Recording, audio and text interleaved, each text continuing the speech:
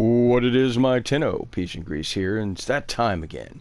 Time for another Unwritten Rules of Warframe, and this is the Void Fissure Edition, or the Relic Mission Edition. So let's jump right into it.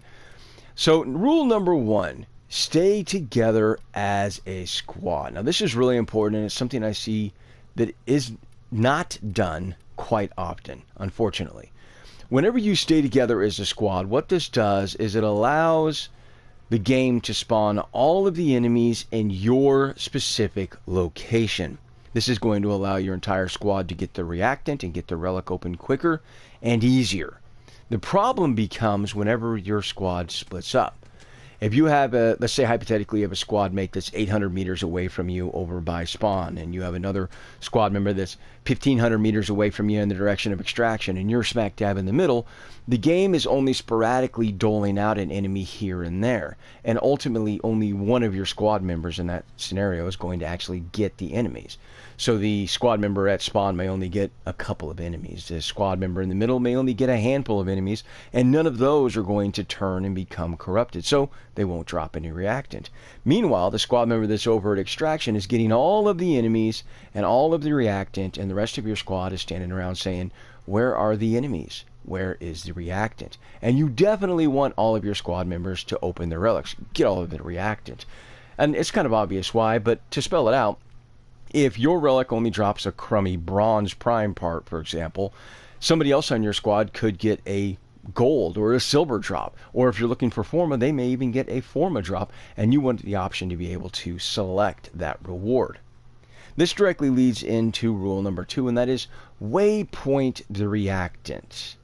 If you happen to ignore the first rule of staying together as a squad, and you get a room to 2 rooms away from the rest of your squad, if you have reactant drop, you're the only one that can see that reactant. It does not show up on the screen or on the map for the rest of your squad who are 1 to 2 rooms away from you. That's why it is so imperative that when you see that reactant drop, you waypoint it. Now again, this is the other reason why you want to stay together as a squad, because once that reactant does drop, you want it in the area so all of your squad members can see it and collect it. Moving into rule number 3, and that is allow the enemies to turn. Allow them to corrupt. And the reason for this, obviously, is because regular enemies don't drop reactant. Only the enemies that have turned or become corrupted will drop reactant. So if you insta-slay the enemies as they come through a door, they never get the opportunity to turn, therefore they never get the opportunity to drop reactant. That's why it's so important that you give them a chance to turn. Then, by all means, go ahead and take them out.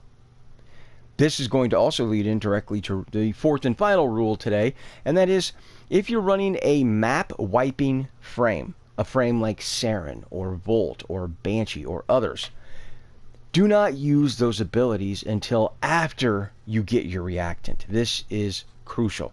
To give you an example, about a week ago I was running a relic mission with some randoms, and one of them was running Cora. And Cora was throwing out her net all over the dang place. And it was a mid-tier mission, so as enemies were being drawn up into Cora's net, they were being insta-slayed. And the problem with that was they never got the chance to turn. We didn't get our reactant. The round ended. Nobody got to open their relic. So a lot of wasted time. And just last night I was running a relic mission with a random who had a Saren. And this Saren was spamming her abilities non-stop. And again, we did not get our reactant. So always remember to get your reactant first. Allow those enemies to turn. Then once you have your all 10 reactant, by all means, go ham and use your abilities and wipe the map. So hopefully that helps you out with your Void Fissure missions and your Relic missions. Let me know down in the comment section. And until next time, peace and grease.